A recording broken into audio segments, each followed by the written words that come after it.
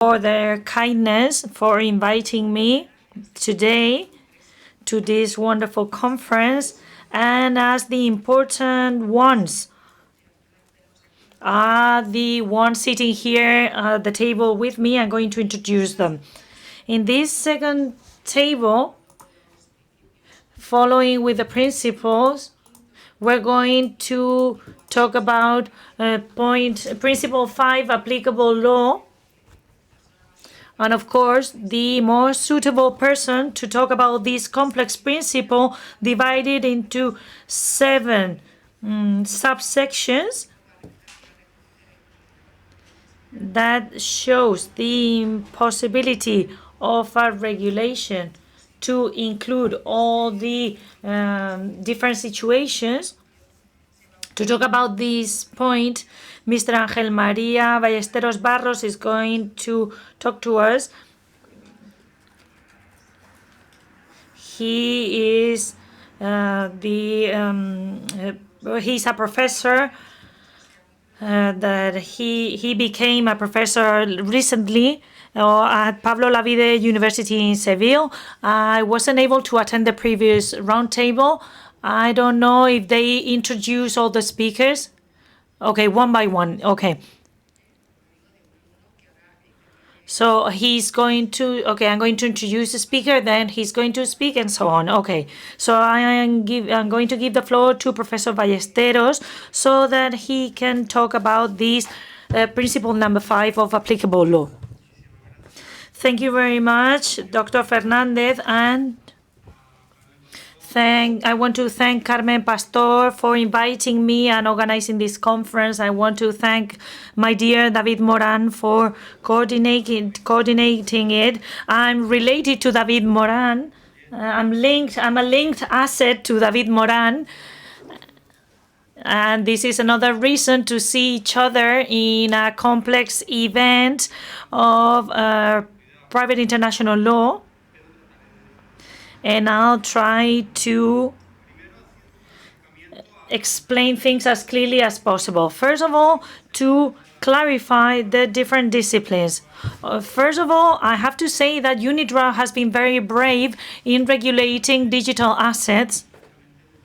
And we have to take private international law into account because Principle 5 is part of this Section 2 on private international law, and this is an important principle because the national implementation that principles are going to have are going to be subject to conflict of laws,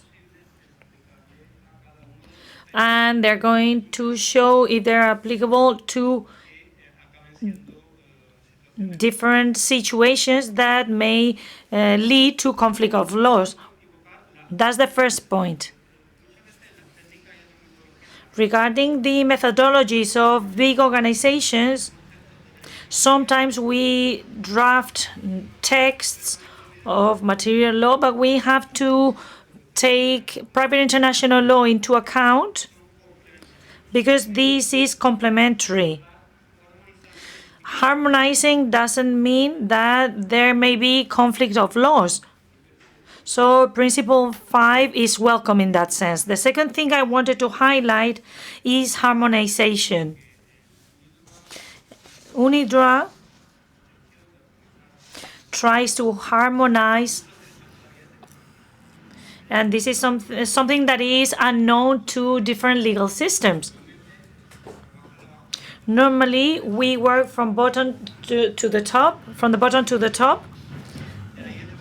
That's the compared law, and then some guidelines are created. But starting from scratch, from a gap, is an intellectual challenge, and it generates conflict, and it leads to some lacks. The third point I wanted to mention has to do with qualification. One of the main problems is private international law is to qualify to classify what we're dealing with. And this is twofold too. First of all, what is what are proprietary issues, and according to that answer, the connections of Principle 5 will be more or less correct or precise according to the results. And I'm making myself clear. If proprietary issues have to do with ownership, and therefore they can be associated to proprietary law,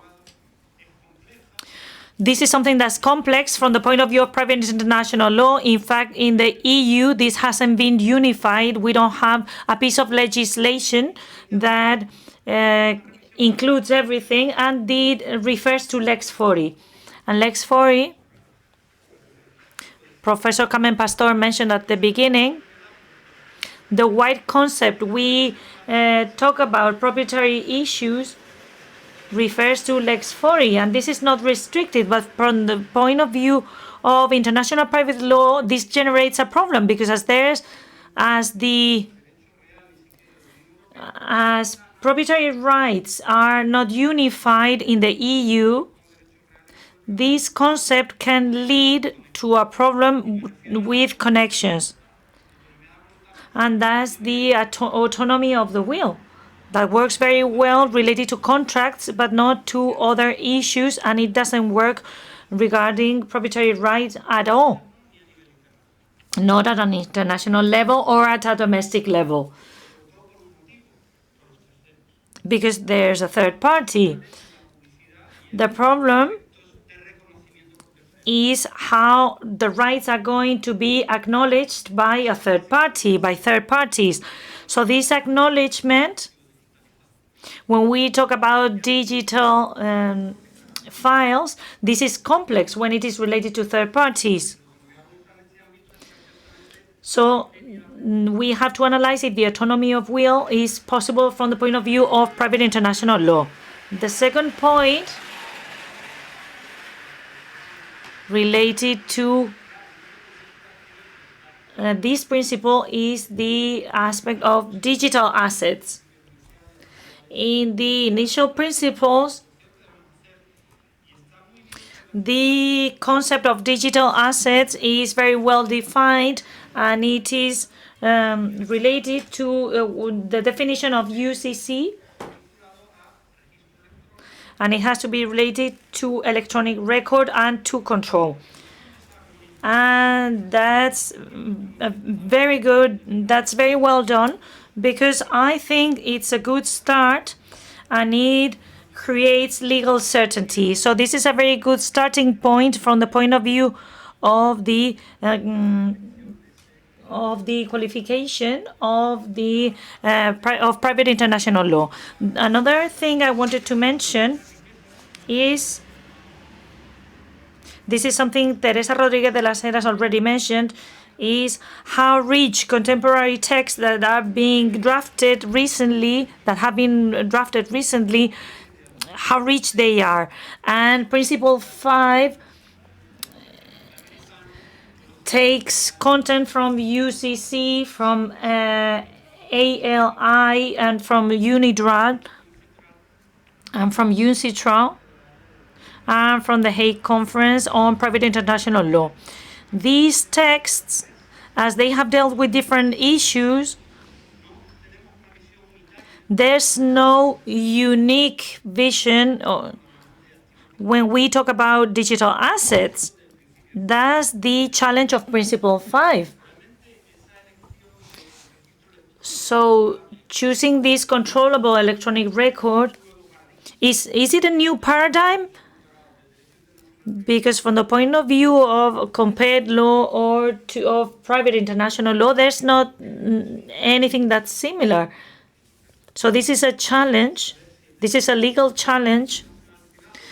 And we want to see if the development of private international law in Europe and abroad, if it's going to follow that path, and if all organizations are going to follow the same line. But again, I think that's a good starting point.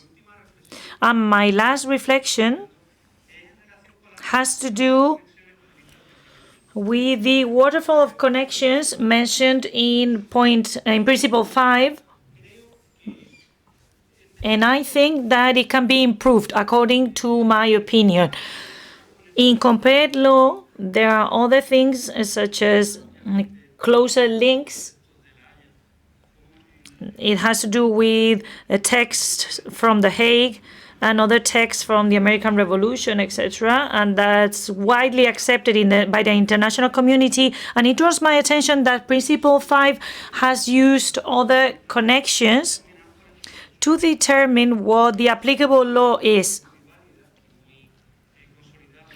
And although the system followed is very valid, from my humble point of view, I think some other texts from compared law should have been taken into account, where that reference to closer links is also taken into account. And that's all. Thank you very much for your attention. Thank you very much, Professor Ballesteros. You stuck to the time you had allocated, but you've delved into the matter, so thank you very much. And it was very interesting. We're going to move on to the following principle number 6, about control, to know when a person has control over a digital asset. When we have some of the circumstances foreseen in the principle, and Marina Echevarria Saez is going to talk about this from the University of Valladolid. Good morning. I'm going to skip acknowledgements and gratefulness because it's a complex principle that I'd like to get into matter. The UNIDROIT principles says that a person is in control over a digital asset when they have the following abilities: the exclusive ability to prevent others from obtaining substantially all of the benefit from a digital asset, the ability to obtain substantially all of the benefit from the digital asset, excluding third parties and obtain them for themselves, and the exclusive ability to transfer the abilities to another person. Also, they tell us that relevant protocols have to allow the person to identify itself as having the abilities set out in subparagraphs. The change of control, means a transfer of the abilities when we transfer them to another person, and this includes the replacement, modification, destruction, cancellation, or elimination of a digital asset, and the resulting and corresponding derivative creation of a new digital asset, a resulting digital asset that is different to the original one. And also, apart from talking about exclusive abilities, they get us a bit confused in the third paragraph when they say that an exclusive abilities can be shared with a third party. This is what the control principle says, but what there is behind takes us to an area that jurists think that they know. The first problem of Principle 6 is that many readers are going to try to find a correspondence with their knowledge of the basic institutions in their state law, and that is attributed to, and that attributes the return or excluding return in third parties or other people. So now you're going to think of property or of proprietary rights, or when you decouple between the holder holding a right and holding the asset and the ability to be able to move it, immediately we're transposing concepts of possession or concepts of representation in traditional continental law, for example. Jurists are used to fitting conflicts that arise, and we do it in the legal categories of our system, and we do it correctly, we do it well, and we are doing well because we have to offer solutions from a legal point of view to a conflict that is put forward to us, and we need to fit facts in the legal categories of our legal system. But sometimes we need to run away from false friends because this can lead to mistakes, and this is one of them. What UNIDROIT tried to do in a very intelligent way, I have to say, is that they tried to create a factual concept a scheme, a functioning scheme applicable to digital assets upon which there will be other business schemes with their relevant legal categories. For this reason, in the commentary, UNIDROIT insists that control is a factual concept, it's not a legal concept, and for this reason, they're going to use concepts or terms that try to go away from this. They don't talk about delivery. They talk about change of control. They don't talk about property or about holder. They talk about client. They don't talk about possessor or about actor, about custodian, a category that tries to be neutral. And the fact that we are setting up a factual concept doesn't mean that it doesn't have legal consequences the other way around. It's not a legal concept, but it has legal consequences. Let's start, for instance, with the mere fact that control later on in the different principles will have a great importance to see the legitimacy of acquisitions and the possible condition of the acquirer, innocent acquirer, even if it's non-domino. Control is going to be one of the elements to see whether there's legitimacy in the transfer or transmission. It's not going to suffice because there will be other elements will be needed according to national law. Control insists on the conception of digital asset used by the UNIDROIT principles. Why? Because it's not that one digital asset is capable of controlling. If the digital asset cannot be controlled, it's not within the principles. There is a conceptual inversion concept. There are many digital assets or digital records that can be included in a blockchain, but since they're not digital assets that can be controlled, we're not interested in them for the application of these principles. In addition, we created a scheme to allocate legal consequences that we try to keep as neutral as possible, because there are so many cases that it can be allocated to as a factual concept to fungible and non-fungible deposits. And there are different operations where the asset is divided and we have resulting assets vis-a-vis a system that is traceable, where the life of the digital asset can be followed in all the phases and in all the transmissions or transfers in such a way that we'll have assets that have backup or support, and they can be linked assets or not, or those that don't have any. We can have digital assets that are in wallets, in chests, in different elements or deposit elements, or in computers that are linked, or machinery that are linked, that link the digital asset with a device. The keys, access keys, can be in hands of the holder, the manager, or a third party, and all this applies to the control principle because this happens neutrally among all these possibilities and in all these possible businesses. Why does a person at a moment in time have control? Well, the legal reasons can be very diverse. We can find the relationship between the owner and the wallet or portfolio manager.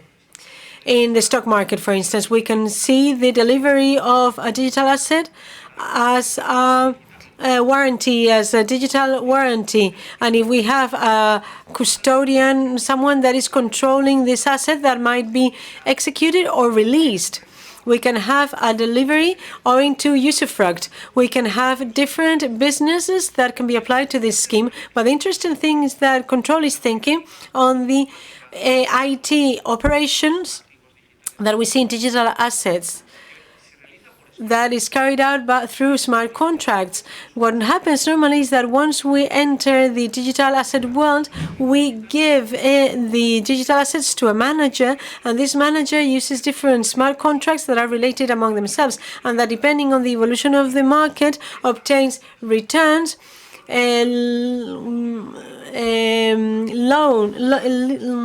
borrows or gives something in return for a return, and They liquidate because there's a risk of loss because digital assets are very volatile. So what happens that all these transactions, well, smart contracts make this in tiny seconds, and there's no possibility of having human intervention. So that means that at the end of the day, the controllabilities have been handed into machines that work among themselves to fulfill the operations in a very quickly way, in a very fast way. In brief, control is necessary as a concept because beyond the legal categories and the judgment that we carry out, it enables us to allocate legal uniform consequences regardless of the business scheme that we have behind it and the legal scheme that you're applying to the operation, or regardless of the concepts that you have in mind depending on your legal culture. This contributes legal certainty because in a market that is global and transnational, it's giving a uniform treatment or a proposal that is standardized and uniform that would be very difficult to achieve otherwise.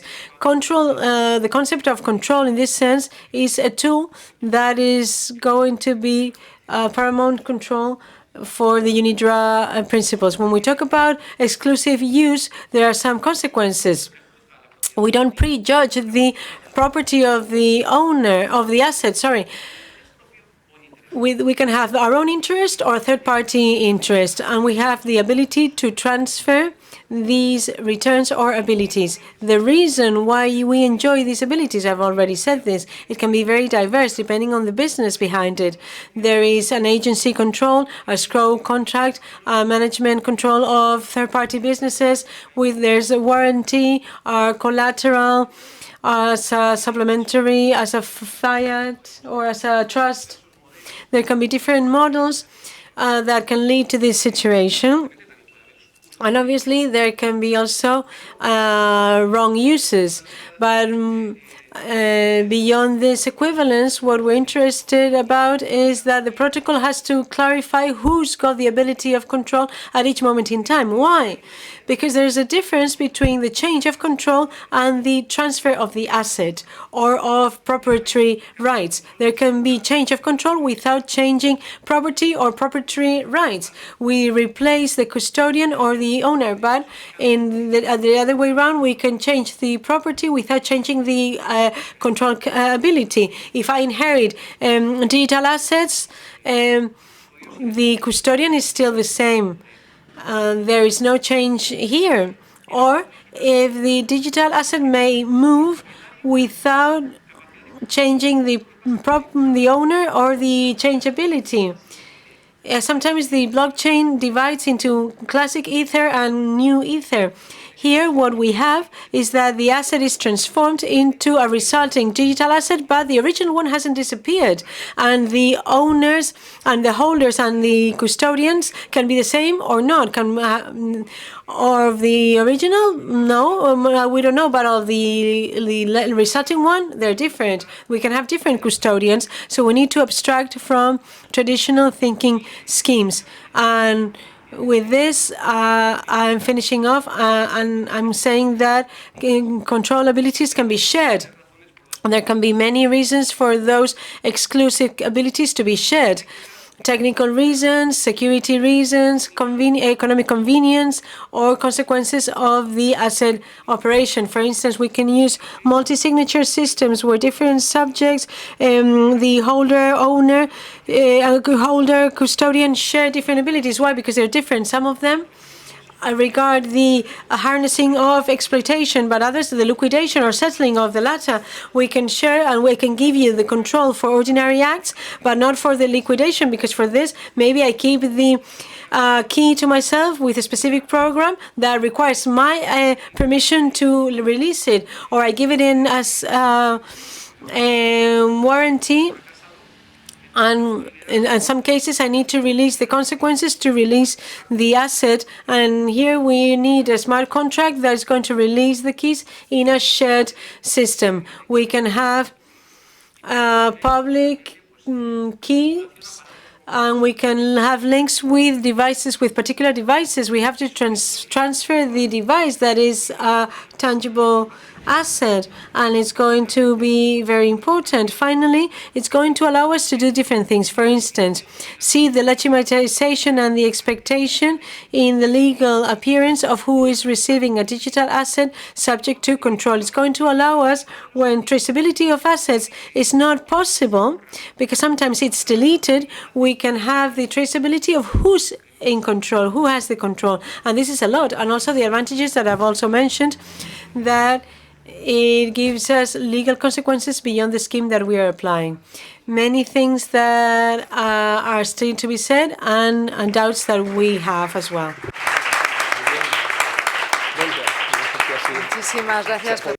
Thank you very much, Professor Echevarria. It's a core principle, that's true, and it's very difficult to sum up the content, because it is a framework that can be used by the rest of principles, especially Principle 7, that's the following one, that deals with the identification of a person in control of a digital asset, starting from thinking that the person who owns it is in control of that asset. And in order to explain that, we have Ignacio Lamillo Domingo, who holds a PhD in law at the University of Murcia, and Professor Valero Torrijos, Professor of Administrative Law at the University of Murcia. They have decided how much they're going to intervene and talk about, each of them. Thank you very much. If you paid attention to it, it's the only principle with 3 people to deal with it, not because it is the most difficult one. Marina, I think your principle is much more difficult. But this is because when Carmen Pastor invited us, we were in the process of preparing a PhD on digital identity and IDAS 2 by Cristina Simón. She's working abroad at the moment. Cristina Dimon, sorry, she's working abroad. That's why she wasn't able to come. And our vision to this moment was from the point of view of public law, because the regulation IDAS 2 is a regulation where states have a very important role.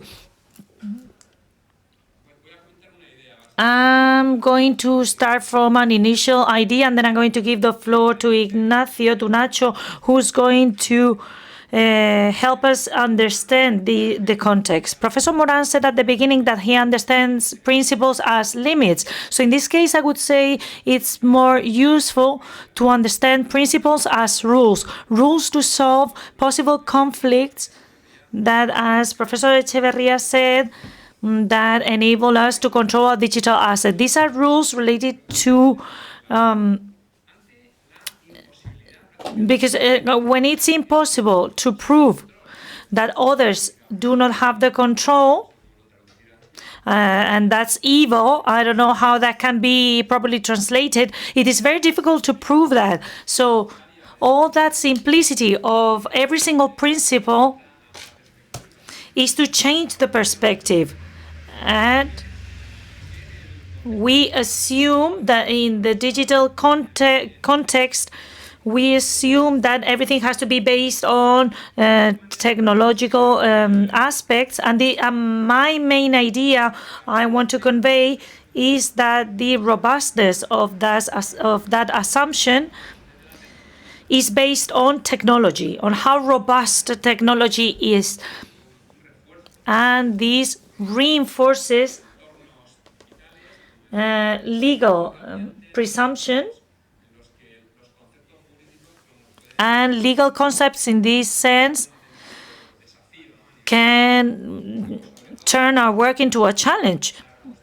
So the robustness of the legal solution is going to be based on the robustness of technology. So that's the idea I wanted to explain. And I'm going to give the floor to Ignacio. I'm not the only one in this room who knows about this point, but it's true that when we assess Principle 7, we were worried about the structure of the principle itself, because it generates it suggests some facts, and it's got consequences. So if the focus is based on facts, then it's going to lead to legal consequences. This principle is very abstract, and this leads to the real world. In the real world, being able to benefit,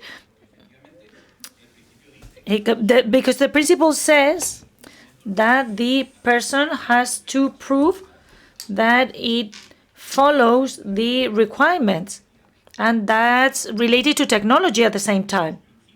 So the principles of UNIDROIT, I think they are facing the same problem that we face in MICA, and is that we are performing activities, human activities that have consequences, and they are operating on infrastructures. In fact, we're talking about protocols. And we try to be neutral from a technology point of view. But when we go to the real world, we see that the infrastructure is not regulated, is uncovered, and it doesn't have any providers. It's like magic. It's like blockchain is magic. There's no provider. And this generates a huge problem, because from the moment I have to declare and prove that the underlying system, that the underlying infrastructure enables me to fulfill with the duties and follow the abilities I have to do, then that's going to lead for specialists to have to find evidence. And this is something that happens in the real world every single day. And this is something that has been dealt with in the European blockchain project. In 2020, we realized that we didn't have any legal basis to propose states to work on public blockchain, because we didn't know who the owner was and how it was organized, etc. In fact, here in Alicante, we have UIPO, who that is working on this blockchain to generate like a secondary market with real assets. But again, member states are scared of creating that structure because cryptocurrencies are not well received. Then this problem can be applied to all cases. How can we prove those skills? How can we prove that we have the skills to be able to manage these assets? So from the point of view of the European Union, we have legislated ledgers as a service. There are different providers. There are legal requirements for the provision of services. There are legal consequences related to the service, including an assumption, and then there's a responsibility framework, legal civil responsibility framework, and administrative responsibility. With the bonus track that NAIDAS 2, we have subject all security providers to the same rules, because they work for the financial sector, and in case there's no financial sector, then MICA will apply. So in the ADAS modified regulation, we have the ledger to record all the data.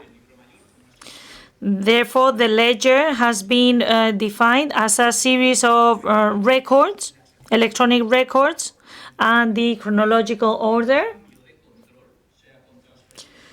so that when control changes, it is recorded. We have recorded the qualified ledger.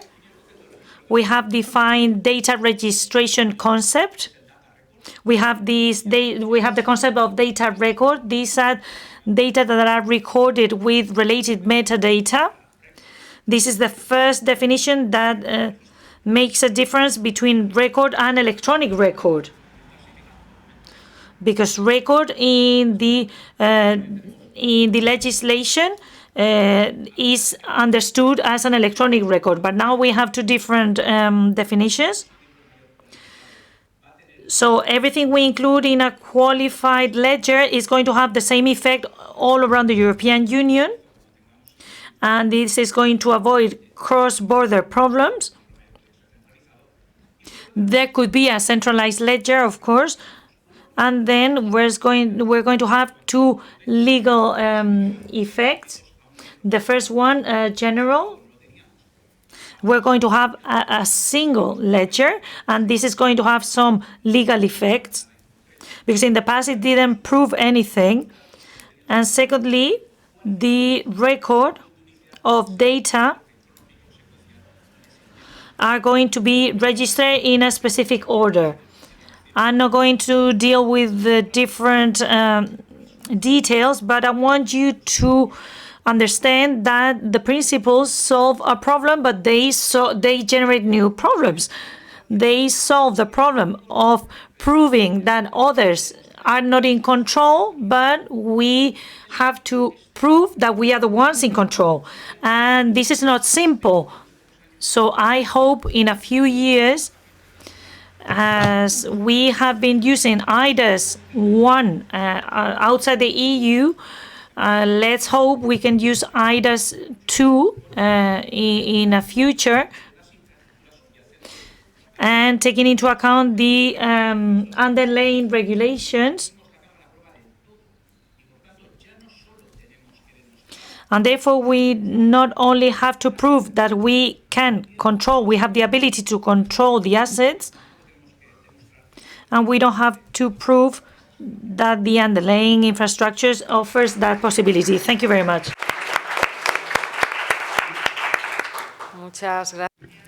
Thank you very much, Julián and Nacho, for making easier something that is extraordinarily complicated. And we're going to continue with principle number 8, that is a kind of exception to principle 9 of rights of a transferee, and nobody gives what they don't have.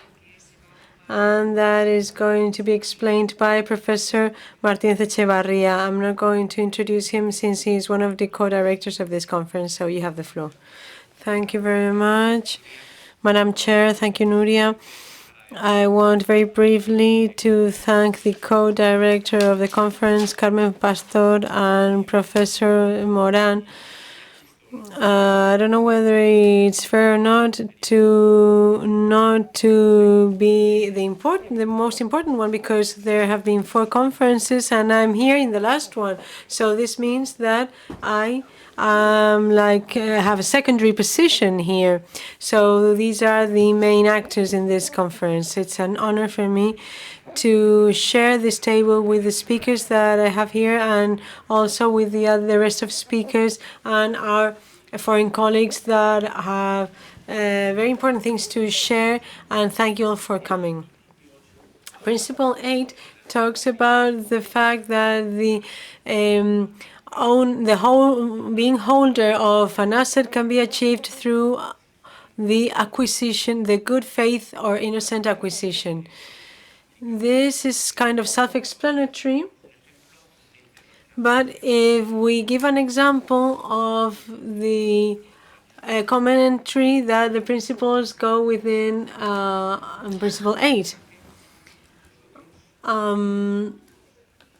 we as future innocent acquirers don't know that we are acquiring an asset and taking away the previous holder, paying the hacker. This is one of the situations contemplated by Principle 8, innocent acquisition.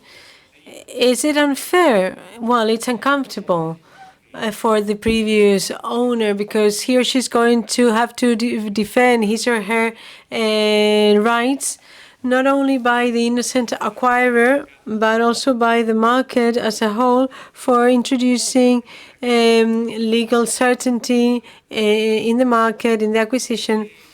This principle establishes a relationship or is fed from other principles.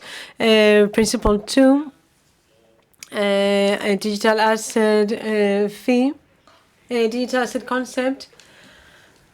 And a digital asset is said that can be subject to proprietary rights because the principles speak in two dimensions, the factual technical one and including technical elements, and the legal dimension to it, the legal recognition of those technical facts.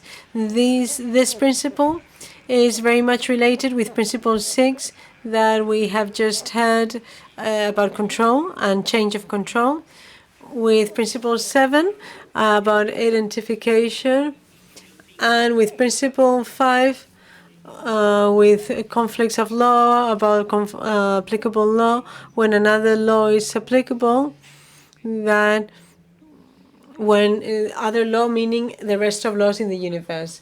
So let's see something very shortly, because we've already heard something about this, the concept of digital asset, about which this principle is about. There is an electronic record that is capable of being subject to control. This is good from the legal point of view. From the legal point of view, it has a proprietary concepts involved, like proprietary rights, according to principle 3. Regarding the control concept, what is control?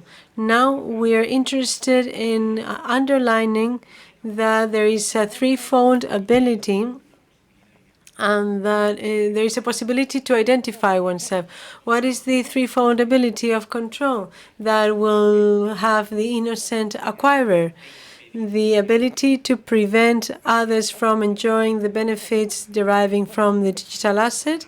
Secondly, the ability to obtain for oneself the benefits of the digital asset. And thirdly, the ability to transfer the other two abilities for it to reach to another acquirer, whether it's an innocent acquirer or an acquirer through a normal transaction.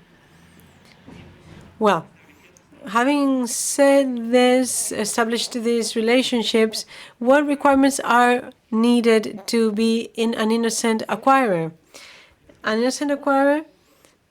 Well, there are two sets of requirements. Why? Because when the national law of a state is the one governing the transaction, that's important. And then there's another case where the principles themselves govern the situation. When we face the first of the situations that I just mentioned, the requirements mentioned by principle 8 are two. The first one is to have an acquisition of control, and the second thing, to refer to what the national law establishes regarding this matter, the acquisition, the innocent acquisition, and the free assumption of the free or taking of control for freely. Regarding these requirements, that Principle 8 are referring to a what a national law says, I would say that here there is an underlying raison d'etre, the why are the UNIDROIT principles here, and the former principles that UNIDROIT issued. And there are two issues regarding with this. Private law shows differences in different countries or states, and we need to choose what law is applied to fine-tune those differences. When the parties have decided that are the state rules, the ones that apply, well, I haven't got the time or the ability here to say what the differences there are in the different national laws regarding the innocent acquisition, but I'm going to mention, because it's going to be mentioned later, I can say that In some countries, the acquisition has to be onerous. I have to pay the hacker. And in other cases, it can be for free. But I'm not going to get into detail regarding the legislations in different countries. And Principle 8 continues with two numbers, 8.2 and 8.3, if I'm not mistaken, talking about the rights and powers of an acquirer. What do they tell us, this 8.2 and 8.3? They talk about the rights or powers of an innocent acquirer will not be affected by property rights in conflicting property rights and if a person wishes to demand a right based on a property right on the asset will not be able to do so in a successful way against an innocent acquirer. In the commentary of this Principle 8, negotiability is mentioned, one of the characteristics that goes together with figures that are similar to digital assets. Even securities, values noted in the account, all these goods have the characteristic that they're negotiable, that they can be conveyed or transferred from one person to another, even in markets. Well, I don't know who the acquirer of the good is. I'm transferring it. Sometimes they don't know who the transferor is. And this negotiability includes the autonomy, which is a characteristic multi-secular characteristic from the bills of exchange that goes together with the embedded law. Tullio Scarelli defined the security as a document that was transferable, necessary for the exercise of a literal and autonomous right regarding the content. So, when I acquire in good faith a digital asset, I know that it is autonomous from other rights that third parties had vis-a-vis the previous holder that has been legitimately disposed of it. This helps make transactions more secure or safer, and also the innocent acquirer is benefiting from this. The Principle 8 in section 4, 8.4 reaches a limit situation. Professor Moran was saying that Garrigues was saying that law is the right of defining limits, and this, the innocent acquisition, reaches the limits of what law recognizes, and the limit of the limit is that I can acquire from someone not being the holder, knowing that they are not the holder and they want to jeopardize someone else or damage someone else, but they're favoring me or benefiting me. We're going to see other requirements established in Principle 8 for those situations where the parties decide that UNIDROIT principles and not another law that is going to govern the innocent acquisition. And here, it seems that the categorization is longer. The categorization of requirements is longer, but in the previous one, when we were referring to the national law, UNIDROIT principles didn't need to be explicit, but now there is this need. The first one is the acquisition of control, and secondly, we can establish three sets or three types of requirements, being the second joint one. The first one is control. The second one, we could say that is a set of requirements. The one that I, as innocent acquirer, I do it in good faith. And here UNIDROIT principles explain what in good faith means. They say that the acquirer cannot be a person that knew or should have known that there is another person with an interest over the digital asset, and that my acquisition is damaging the rights of that person. It adds that knowledge of mine has to be achieved within the characteristic framework of the relevant market where this transaction is being conducted. And even it adds that it must be clarified whether the person, the innocent acquirer, is lacking a general duty to research. You should have asked or you should have worried about this. If I didn't have to, I can be an innocent acquirer. When it is an entity or organization, the one that should know when this knowledge is achieved, and they say, and it said that when the person in that organization or entity in charge of the matter could have reasonably known the interest of the situation. And finishing with the requirements of Principle 8, what I was mentioning before, that in some states the acquisition needs to be onerous, and in other states it can be for free. The principles say it has to be onerous.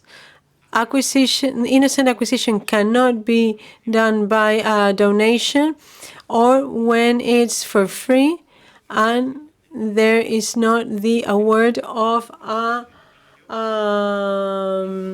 que si un cesionario warrant security right. If it's not an innocent acquirer, the principles do not apply. But before I finish up with this, what was being said from Rome, Principle 9 is applied. Don't do this anywhere, please. Thank you very much.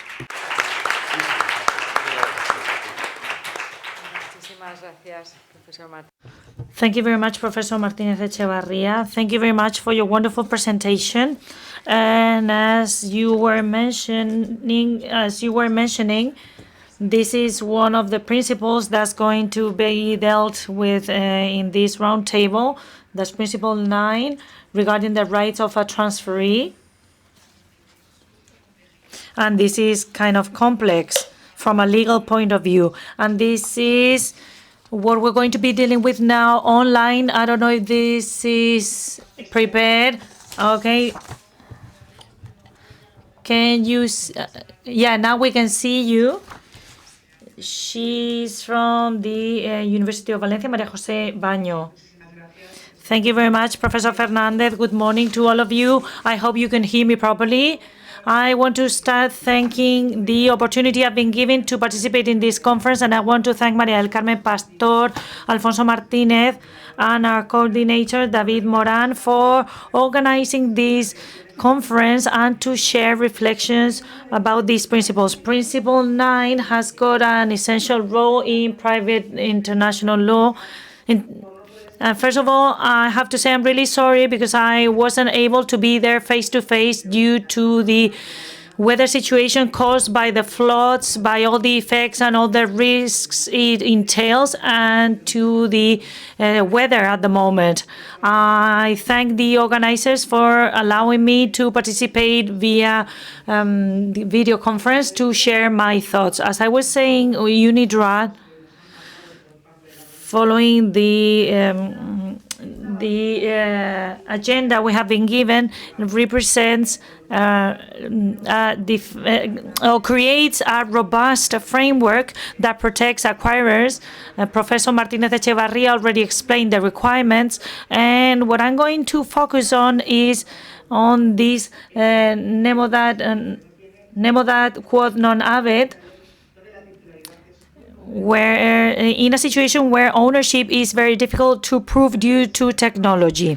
During the working sessions of the work sessions of the working group, the blockchain situation was analyzed and the legal certainty regarding ownership.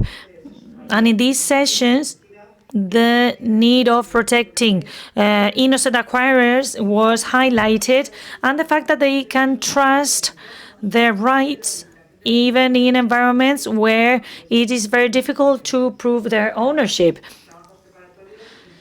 These works included the discussion on the creation of a regulation refuge rule so that these transactions are stable and people can trust the markets. The preparation of this principle reflects an international approach based on all the UN standards regarding trade law and commercial law, not just regulating commercial law, but also the fact that acquirers can trust that they have the rights based on technological innovation, so that we can find a balance in a globalized market and from the point of view of private law. The principle is very short. It contains some examples, but it is very short, and it focuses on two ideas, two basic rules. That's this nemo dat quod non habet, that protects the transferee in the transmission of digital assets. This principle ensures that only the rights that the transferee has can be transmitted. It is very relevant and it is very complex. We have seen the previous speakers, previous participants, talking about the evil situations or negative situations we can face. So this regulation of one cannot give what one does not have limits transferable rights to the ones that the transferee has. And this rule is very important regarding tokens, regarding cryptocurrency and non-fungible tokens. And without this rule, it would be possible for a person to be an innocent acquirer and to discover that the person transferring that asset didn't have the permission to do so. It enables to protect innocent acquirers, as Professor Martinez Echevarria mentioned. Legal certainty is essential, and it consolidates the trust in the digital environment, and to restrict transfers, to minimize risks so that acquirers do not have to face claims from third parties. In private law, the protection of the innocent acquirer is essential, as it was mentioned by Professor Alfonso Martinez, and it reinforced this protection so that transferee can keep their rights even if they don't have all the rights, the full rights. And these will promote a safe and stable commerce or transactions. This is in the environment of digital assets, and it is very important in this sense that this principle acknowledges the fact that the asset can be retained without any problem. It is essential. This principle gives this security where ownership can be uncertain and where verification of rights, traditional verification of rights, can be hard to implement. The innocent protection needs the acquirer with the due diligence. It does create mechanisms. This principle 9 is essential for the development of the ownership chain under the shelter rule. and therefore rights acquired from an innocent perspective can be transmitted to other people in the future. So the rule wants a transferee not just to receive the rights that the asset had in the past, but also to have the rights for future transfers, and therefore to increase security in the chain. This is essential to ensure stability. And again, this is an accumulative protection system, and this accumulation of rights enables digital assets to be transmitted quickly. And the shelter rule is essential for legal certainty. And as a final comment, I would say that Principle 9 of UNIDROIT offers a robust framework to be adapted to digital assets and to protect transferees, thanks to this nemo dat quod non habet rule. These mechanisms ensure transferees to be able to acquire digital assets securely and safely without their rights being affected. This is essential to create an attractive market for investors. And I have to mention Professor Vicente Juliá saying that we have to adapt to new changes in order to be up to date. And he focused regarding the new commercial code. And innovation, ideas, transformations need a relevant framework.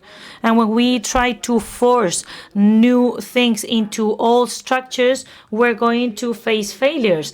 So I think these UNIDROIT principles are essential, and they create a framework of rules to adapt law to digital assets.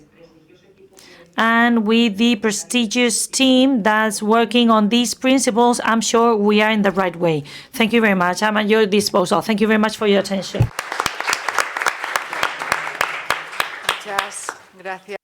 Thank you very much, Professor Baño. We regret that you couldn't make it, but we greet you from here and we followed your interesting presentation. I don't know if we have now some 5 minutes for discussion or questions. Well, we'll have time for discussion at the end. So now I just have to congratulate our speakers. All of them, as like the previous ones, make a great effort of synthesis, but they're very clear and their presentations were excellent. Thank you very much. No.